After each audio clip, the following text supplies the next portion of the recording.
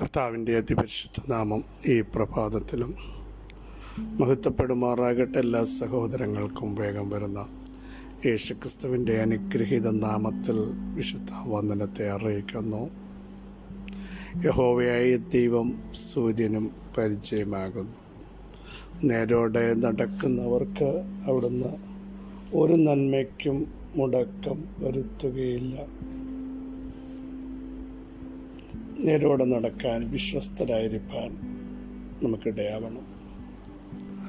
അവിടെ വരുന്ന സകല തിന്മകളെയും ദൈവം നന്മയാക്കി മാറ്റും. നമുക്കറിയാം, യോസഫ് ജീവിതത്തിൽ പ്രലോഭനങ്ങളുടെ നടുവിൽ പാപം ചെയ്യാൻ അവസരമുണ്ടായപ്പോൾ വിശുദ്ധനായി നിന്നു, അല്ലെങ്കിൽ നേരോടെ നടന്നു. ദൈവം തനിക്കെതിരെ വന്ന തിന്മകളെ, ദോഷങ്ങളെ ഗുണമാക്കി മാറ്റിത്തീർത്തു. ദാനിയേൽ കൊട്ടാരത്തിൽ പോലും വിശുദ്ധിക്ക് വേണ്ടി നിന്നു. ഭക്ഷണകാര്യത്തിൽ പോലും വിശുദ്ധി മുറുകെ പിടിക്കാൻ തയ്യാറായപ്പോൾ അവർക്കെതിരെ വന്ന നിയമങ്ങളെ ദൈവം ഗുണമാക്കി. ദാനിയേലിൻ്റെ ദൈവം, ശദ്രക്കിൻ്റെ ദൈവം, മേശക്കിൻ്റെ ദൈവം, അഭയദ്രോവിൻ്റെ ദൈവം ജീവനുള്ള ദൈവമാണെന്നും ആ ദൈവത്തെ മാത്രമേ ആരാധിക്കാവൂ എന്നും ശക്തമായി രാജാവിനെ കൊണ്ട് പ്രഖ്യാപനം ചെയ്യിക്കാനുള്ള കാരണം അവർ നേരോടെ നടന്നു, വിശുദ്ധിക്ക് വേണ്ടി നിന്നു, വിശ്വസ്തരായി നിന്നു. ലോകത്തിൻ്റെ കളങ്കം പറ്റാതെ ദൈവത്താൽ സൂക്ഷിക്കപ്പെടാനിടയായി തീർന്നു.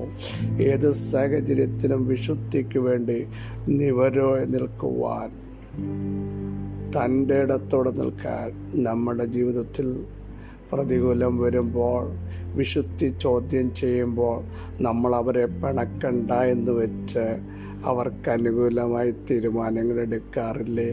അപ്പനെ എങ്ങനെ പിണക്കുന്നത്, അമ്മയെ എങ്ങനെ പിണക്കുന്നത്? പക്ഷേ ദൈവത്തെ പിണക്കുന്നുണ്ടോ? ദൈവത്തിൻ്റെ ഹിതം അനുസരിച്ചാണ് മുമ്പോട്ട് പോകുന്നത്.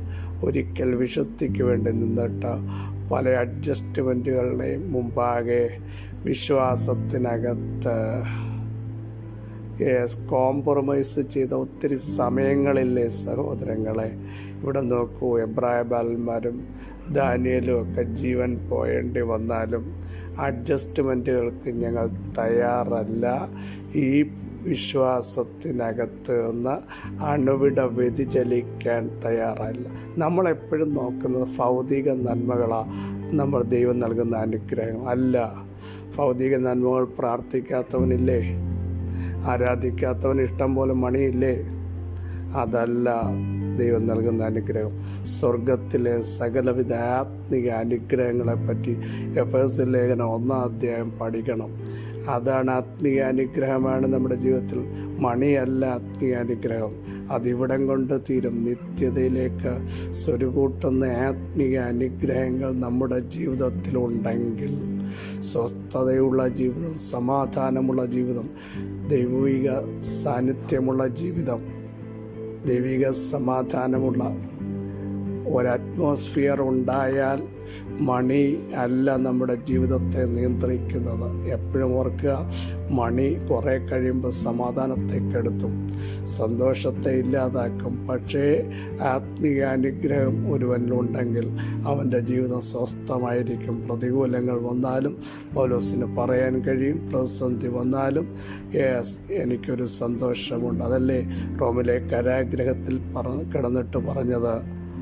കർത്താവിൽ എപ്പോഴും സന്തോഷിപ്പീൻ, സന്തോഷിപ്പീൻ എന്ന് പിന്നെയും ഞാൻ നിങ്ങളോട് പറയുന്നു. എങ്ങനെ സന്തോഷിക്കുന്നത്? കാലുകളും കൈകളും ആമത്തിലായിരുന്നപ്പോഴും പ്രാർത്ഥിക്കാനും ആരാധിക്കാനും അവർ തയ്യാറായത് അതുകൊണ്ടാണ്.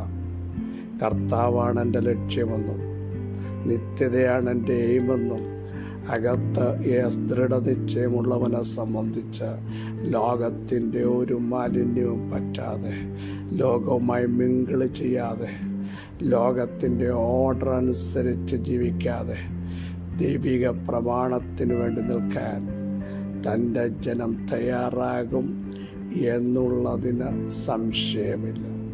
ഈ പകലൊന്ന് സമർപ്പിക്കാമോ? ലോകത്തിലുള്ളതല്ല, ഞങ്ങൾ ഉയരത്തിലുള്ളതാണ് അന്വേഷിക്കുന്നത്. അതിനായി ഞങ്ങളെ തന്നെ സമർപ്പിക്കുന്നു എന്ന് പ്രഖ്യാപിക്കാൻ എത്ര പേർ തയ്യാറുണ്ട്? അവരെ ദൈവം സഹായിക്കും, അവരെ ദൈവം ശക്തീകരിക്കും, അവരെ ദൈവം ബലപ്പെടുത്തും, ദൈവത്തിൻ്റെ കരം ചലിപ്പിക്കും. അല്പസമയത്തെ ചിന്തയ്ക്കായിട്ട് 94 സങ്കീർത്തനം 22 വാക്യം. എങ്കിലും യഹോവ എനിക്ക് ഗോപുരവും എൻ്റെ ശരണവും ശൈലവുമായ എൻ്റെ ദൈവമാകുന്നു. എങ്കിലും എന്ന പദം അവിടെയും രേഖപ്പെടുത്തിയിട്ടുണ്ട്. ഇത് ദാവീദിൻ്റെ ഒരു സങ്കീർത്തനമാണ് എന്ന് നമുക്കറിയാം. തുടക്കങ്ങൾ വളരെ ശ്രദ്ധേയമാണ്. എഴുന്നേറ്റ് വരുന്ന ഒരു ദൈവം, പ്രതികരിക്കുന്ന ഒരു ദൈവം, പ്രതികാരം ചെയ്യുന്ന ഒരു ദൈവം, ദുഷ്ടന്മാരുടെ കൂട്ടുകെട്ടുകൾ ശക്തമായി തൻ്റെ ജനത്തിനെതിരെ നിൽക്കുന്ന ദുഷ്കർമ്മികൾ എഴുന്നേറ്റ് വരുമ്പോൾ ഇവിടെ പറയുന്നു, നിയമത്തിനു വിരോധമായി കഷ്ടത നിർമ്മിക്കുന്ന ദുഷ്ടസിംഹാസനങ്ങളുണ്ട്. ദൈവിക പദ്ധതികളെ ഇല്ലാതാക്കാൻ, ദൈവിക പ്രവർത്തികളെ ഇല്ലാതാക്കാൻ, ദൈവത്തിൻ്റെ മഹത്വത്തെ ചോദ്യം ചെയ്യുന്ന ദുഷ്ടശക്തികൾ ഒരറ്റത്ത് വ്യാപരിക്കുമ്പോൾ അതിനെ ജയിക്കണമെങ്കിൽ ദാവീദ് പറയുന്നു, ദൈവം എൻ്റെ ഗോപുരമാണ്. സ്തോത്രം. 22 വാക്യം ഒന്ന് ശ്രദ്ധിച്ച്. എങ്കിലും നീ കുറ്റമില്ലാത്ത രക്തത്തിന് ശിക്ഷയ്ക്ക് വിധിക്കുന്ന സമൂഹം നീതിമാന്റെ പ്രാണന് വിരോധമായി കൂട്ടം കൂടുമ്പോഴാണ് പറയാൻ കഴിയുന്നത്. എങ്കിലും ഇതിൻ്റെ എല്ലാം നടുവിൽ യഹോവ എൻ്റെ ഗോപുരമാണ്, എൻ്റെ ശരണമാണ്, എൻ്റെ ദൈവമാണ്.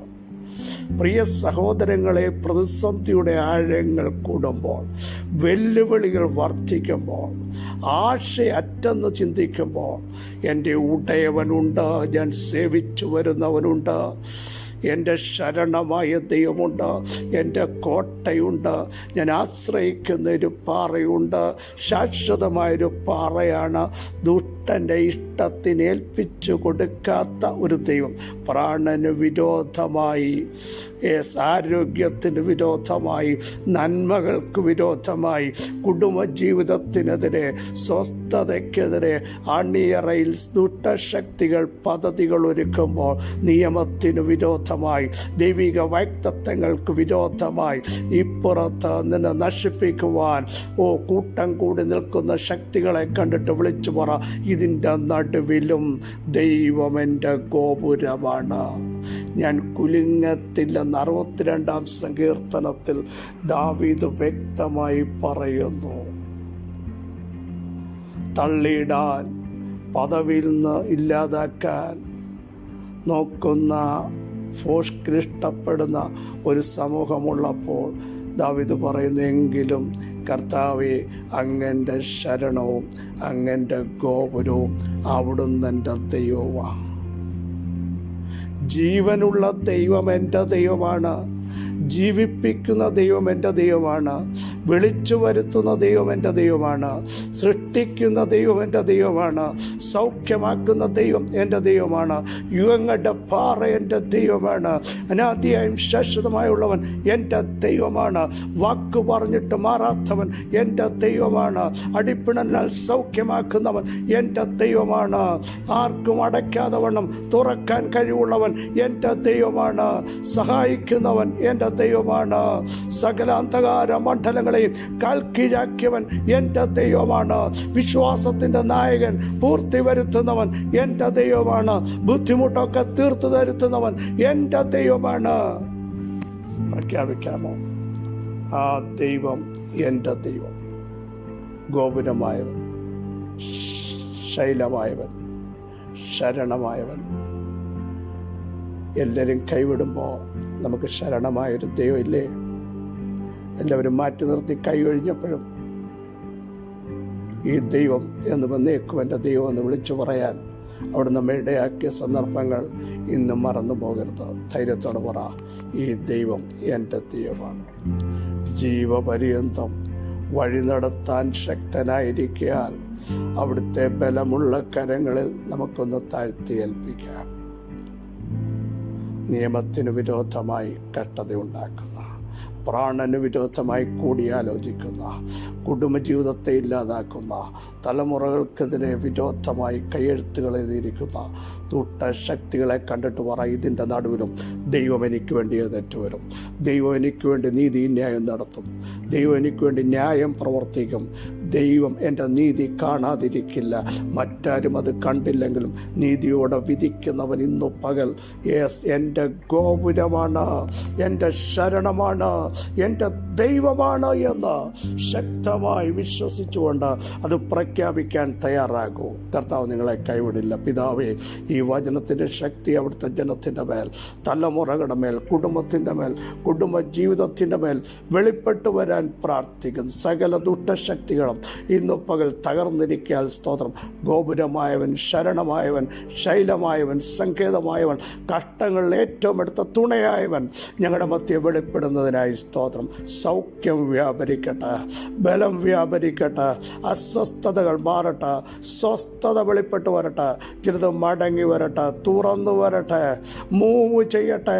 എല്ലാ നിരാശകളും പ്രത്യാശയെ മാറട്ടെ. വിലാപങ്ങൾ നൃത്തമാക്കി മാറ്റുന്ന ദൈവത്തിൻ്റെ കരം ഇന്നു പകൽ ചലിക്കുന്നതിനായി സ്തോത്രം. ഈ ബലത്തോടെ അവിടെ ഞങ്ങളെ നയിക്കുന്നു. സകല മഹത്വം അങ്ങേക്ക് യേശുവിൻ നാമം തന്നെ. ആമേൻ, ആമേൻ. പ്രിയ സഹോദരങ്ങളെ, പ്രാണന് വിരോധമായി കൂട്ടം കൂടുമ്പോൾ, വിരോധമായി രേഖകൾ ചമയ്ക്കുമ്പോൾ വിളിച്ചു പറയണം, എൻ്റെ ഗോപുരം, എൻ്റെ ശരണം, എൻ്റെ ദൈവമാ. അതുകൊണ്ട് ഞാൻ പരാജയപ്പെടില്ല. ഞാൻ ഇതിനെല്ലാം ജയിച്ചു മുൻപോട്ട് വരുമെന്ന് വിശ്വാസം പ്രഖ്യാപിക്കൂ. ഈ വചനങ്ങളാൽ അവിടെ സഹായിക്കട്ടെ. ക്രിസ്തുവിൽ നിങ്ങളുടെ സഹോദരൻ ബിജു മാത്യു.